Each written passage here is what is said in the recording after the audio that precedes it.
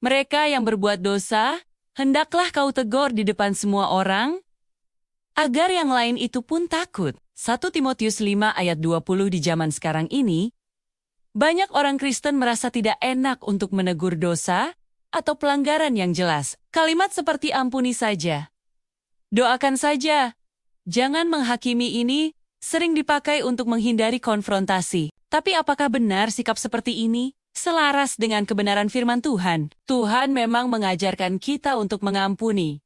Namun mengampuni tidak sama dengan membiarkan. Kasih sejati berani menegur, bukan hanya memaklumi. Teguran adalah tanda kasih dan tanggung jawab.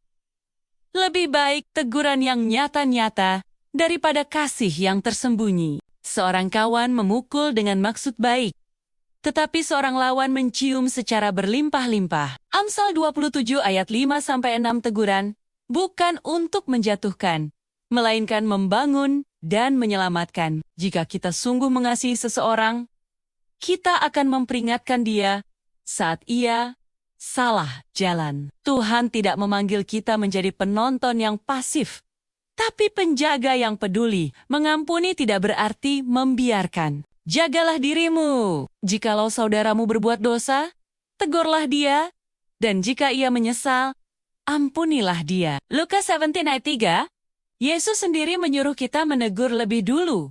Baru setelah itu pengampunan diberikan jika orang tersebut bertobat. Jadi jangan dibalik urutannya.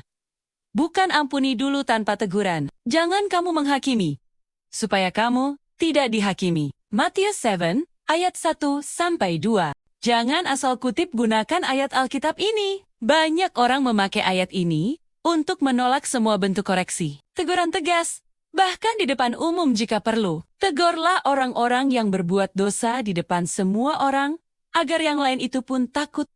1 Timotius 5 ayat 20. Firman Tuhan memberi ruang untuk teguran terbuka, terutama bila pelanggar adalah pemimpin atau orang yang berbuat dosa secara terang-terangan. Tujuannya memberi peringatan serius dan mencegah dosa menyebar. Contoh dalam Alkitab, Paulus menegur Petrus di depan umum karena kemunafikannya yang bisa menyesatkan jemaat. Tetapi waktu Kefas datang ke Antiokhia, aku berterang-terang menentangnya, sebab ia salah. Galatia 2 ayat 11 Januari kan?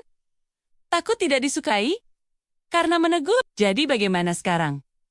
Adakah ku cari kesukaan manusia atau kesukaan Allah? Adakah ku coba berkenan kepada manusia? Sekiranya aku masih mau mencoba berkenan kepada manusia, maka aku bukanlah hamba Kristus. Galatia 1 ayat 10. Kita dipanggil bukan untuk mencari aman, tapi untuk setia pada kebenaran. Jangan tertipu oleh kedok kasih yang hanya dia melihat orang lain buat kesalahan atau jatuh dalam dosa. Jika Anda seorang pemimpin rohani, Tuhan memberi otoritas untuk menegur untuk menjaga kekudusan tubuh Kristus. Tuhan, ajar kami untuk punya hati yang peka dan berani. Jangan biarkan kami menjadi orang yang hanya tahu mengampuni, tapi tidak berani menyuarakan kebenaran. Barang siapa kukasihi, ia kutegur dan kuhajar. Sebab itu relakanlah hatimu dan bertobatlah. Wahyu 3 ayat 19.